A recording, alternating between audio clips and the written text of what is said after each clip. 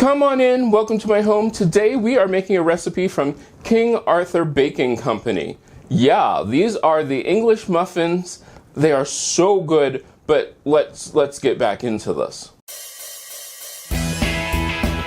Today we are making something I've wanted to make for ages. I just didn't have everything that I needed. What was the special thing that I needed? Hang on. Oh, it's right here in front of me. I needed this. Yes, this tiny little thing is, it's just an English muffin shape, form. Yes, I do have those linked down below in my affiliate link.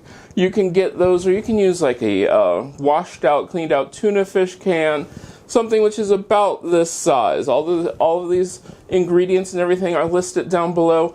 The thing I will tell you about this is this takes some time, not a lot of doing, but some time. Here's the cool part about this. All these ingredients, it doesn't really matter what order you put them in, just as long as you get them in there. But let's get started. Alright, I'm going to put on my paddle attachment, then add my milk and my butter. From there I'll add a pinch of salt.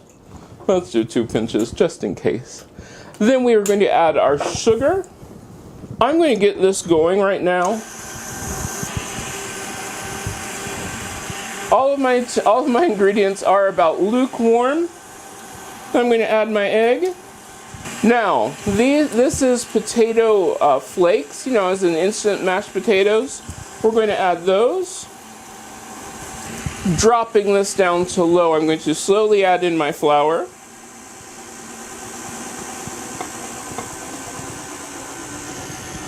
And my yeast.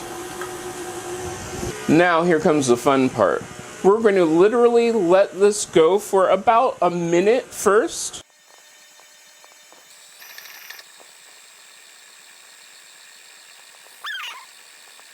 After about a minute, if you do not have a dough hook, you can keep going for about 5 minutes, but I do have a dough hook. So I'm going to scrape this off.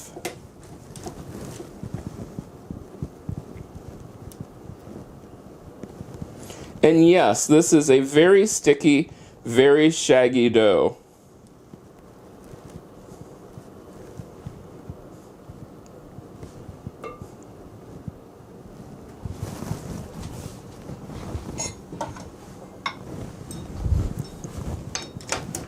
We're going to put our dough hook on. Once our dough hook is on, I'm going to let this go for about 5 minutes. After 5 minutes, this will still be a very, very soft dough. I'm going to scrape it down. There we go. Yeah, this isn't going to be like your normal bread dough. Then I have a greased bowl. Let me take that off of there. I'm going to put my dough into my greased bowl.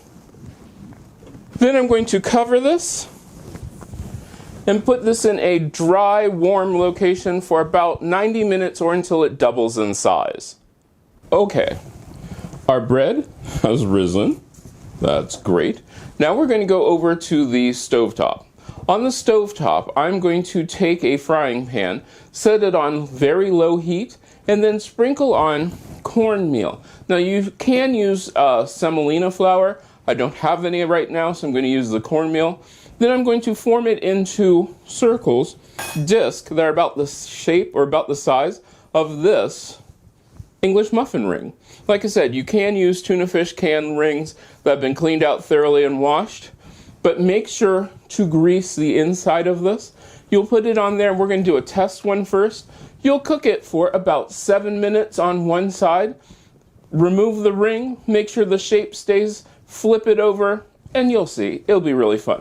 Let's go over to the stove.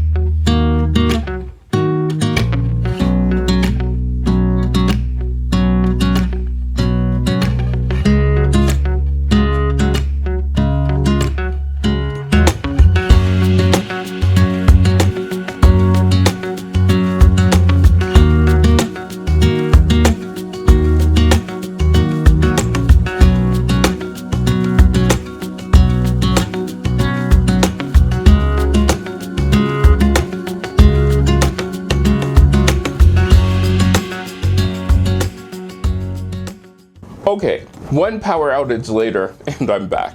These are really good. The first one that I did, that's when the power went out. They can be sort of finicky to find the right temperature, because you'll notice that some of these are a little darker than others. But once you find that right temperature, you got it.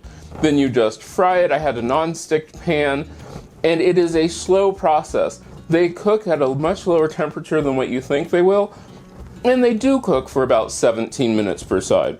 I've been eating off of this one, obviously. Let's go ahead and give this a taste. If you are English muffin fan, I think you'll like these. They aren't that hard to make. They do take time. They take a lot of time. Are they worth it? Oh yeah, they are really worth it.